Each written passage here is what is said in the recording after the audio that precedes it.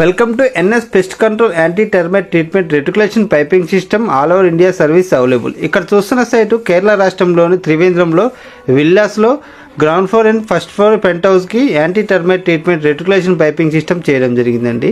ఈ మేడం గారు ఇన్స్టాగ్రామ్లో వీడియో చూసి కాల్ చేశారండి. మా సర్వీస్ మీకు కావాలనుకుని స్క్రీన్ పైన నెంబర్కి కాల్ చేయండి. All over India service available.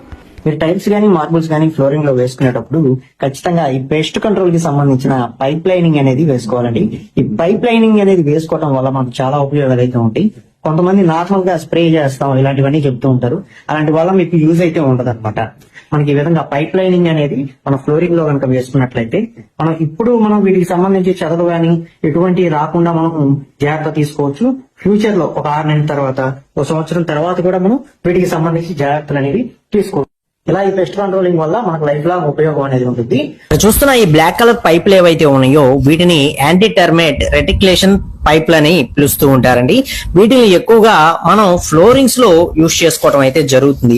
ఎందుకు అన్నట్లయితే మెయిన్ గా చెదల ప్రాబ్లం అండి. చెదలు కావచ్చు, మన ఇంట్లోకి వచ్చే బొద్దింకలు కావచ్చు, ఇలా చాలా కీటకాలు ఇలాంటివన్నీ కూడా మన ఇంట్లోకి వస్తూ ఉంటాయి. సో అలాంటి వాటిలన్నిటికీ కూడా వన్ అండ్ ఓన్లీ సొల్యూషన్ ఏంటన్నట్లయితే ఈ పైప్ సిస్టమ్ అన్నమాట. ఇది మనకి ఇప్పుడే కాదండి, ఫ్యూచర్ లో కూడా మనకి ఉపయోగపడుతుంది. జస్ట్ మనకి ఫ్లోరింగ్ టైల్స్ గానీ, మార్బుల్స్ గానీ, గ్రానైట్ గానీ ఏ ఫ్లోరింగ్ చేసుకున్నా దానికి ముందు మీరు చేసుకోవాల్సిన పని ఈ పెస్ట్ కంట్రోలింగ్ పైప్స్ అనేవి వేయించుకోవటం అనమాట. ఇది గ్రౌండ్ ఫ్లోర్ లో మనం పెట్టించుకోవచ్చు అండి, అలాగే ఫస్ట్ ఫ్లోర్ లో కూడా మనం పెట్టించుకోవచ్చు. మీకు ఎక్కడైతే పెస్ట్ అనేది మీకు చెదలు అనేది ప్రాబ్లం అనేది వస్తుందో, అంటే మీకు ఇక్కడ వుడ్ దర్వాజాలు కనిపిస్తున్నాయి కదా, ఇలా వుడ్ దర్వాజాలు కావచ్చు, అలాగే మీరు ఫస్ట్ ఫ్లోర్ లో చేసుకున్నా సరే మీరు దర్వాజాలు అనేవి పెట్టుకుంటారు. సో అక్కడ అలాగే మీరు హౌస్ లో ఇంటీరియర్ పర్పస్ లో కబోర్డ్ వర్క్స్ ఇలాంటివన్నీ కూడా చేసుకుంటూ ఉంటారు వుడ్ తోటి. సో అలాంటి పర్పస్ లో కూడా మీరు ఈ పెస్ట్ కంట్రోలింగ్ పైప్ సిస్టమ్ అనేది మీరు ఇన్స్టాలేషన్ అనేది చేయించుకోవచ్చు. వీటిలో చిన్న చిన్న మైక్రో హోల్స్ అయితే ఉంటాయండి. సో ఆ హోల్స్ ద్వారా మీరు బిల్డింగ్ మొత్తం మీది పూర్తయిపోయిన తర్వాత అయినా సరే, ఒక 6 months తర్వాత, లేకపోతే ఒక 2 years తర్వాత, 4 years తర్వాత వీటిలోకి మనం ఏదైతే లిక్విడ్ అనేది ఉంటుందో పెస్ట్ కంట్రోల్ కి సంబంధించిన లిక్విడ్ అనేది దాన్ని మనం ఇంజెక్ట్ చేయించుకోవచ్చు. ఇలా ఇంజెక్ట్ చేయించుకోవడం ద్వారా ఫ్యూచర్ లో కూడా చెదలు అనేది మన ఇంటికి పట్టకుండా జాగ్రత్తలు అనేవి తీసుకోవచ్చు. ఈ పైప్స్ యొక్క లైఫ్ కూడా ఎక్కువేనండి. సుమారుగా మనకి ఒక 60 years 60 సంవత్సరాల వరకు కూడా ఈ పైప్స్ యొక్క లైఫ్ అనేది ఉండటం జరుగుతుంది. పెస్ట్ కంట్రోల్ అంటున్నారు, ఈ పైపులు అనేవి ఫ్లోరింగ్ లో వస్తాయి అంటున్నారు. సో మనం దీనిపైన టైల్స్ గానీ, మార్బుల్స్ గానీ వేసేసుకుంటాం. అప్పుడు మనకి ఫ్యూచర్ లో దీనిలోకి ఇంజెక్ట్ చేసేది ఎలా వెళ్తుందని మీకు డౌట్ రావచ్చు.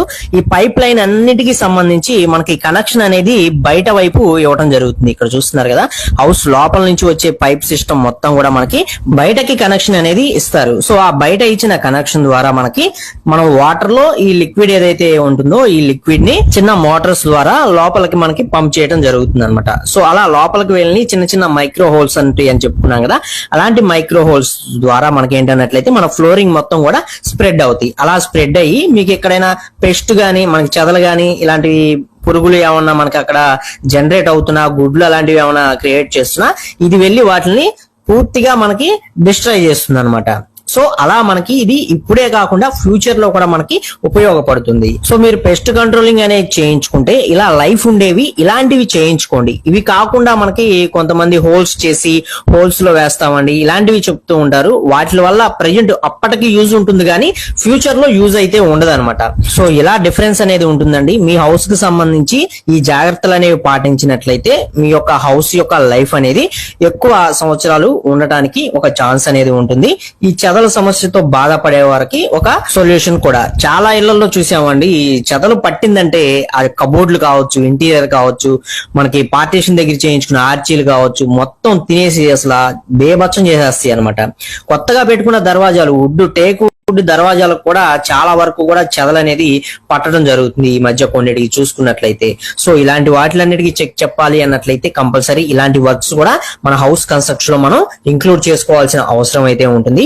బాగా గుర్తు పెట్టుకోండి. ఈ వీడియోలో ఇన్ఫర్మేషన్ మీకు నచ్చింది, యూజ్ అవుతుంది అనుకున్నట్లయితే తప్పకుండా ఒక లైక్ చేసి సపోర్ట్ చేయండి. ఫస్ట్ టైం కనుక మన ఛానల్ చూస్తున్నట్లయితే సబ్స్క్రైబ్ చేసుకోండి, పక్కనే ఉండే బెల్ ఐకాన్ అనేది ఆల్ లో పెట్టుకోండి. మరొక మంచి వీడియో అయితే కలుసుకుందాం. Okay, thank you for watching guys.